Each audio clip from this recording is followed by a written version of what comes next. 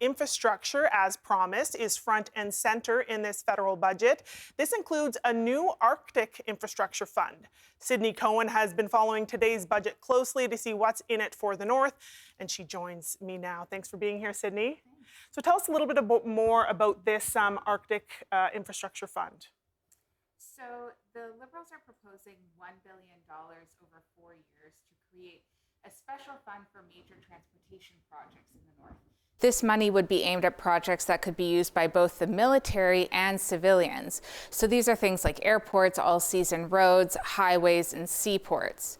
The government says this fund will help strengthen Canada's sovereignty, support economic development in the North, and create jobs.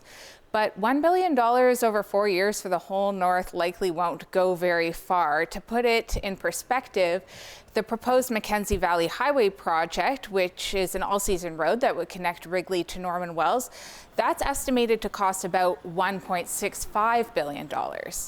Finance Minister Carolyn Wozniak acknowledged this afternoon that $1 billion isn't a lot, but she said she's happy there is a fund specifically for the North.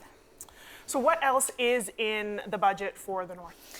Yeah, so there's a commitment to assess healthcare and health infrastructure in the North with the goal of increasing access and reducing medical travel costs. The budget also says that we can expect an external review of Nutrition North to be released soon, but how soon is unclear. As for spending, the budget reaffirms military spending goals, including $93 million this year to increase Canada's military presence in the North.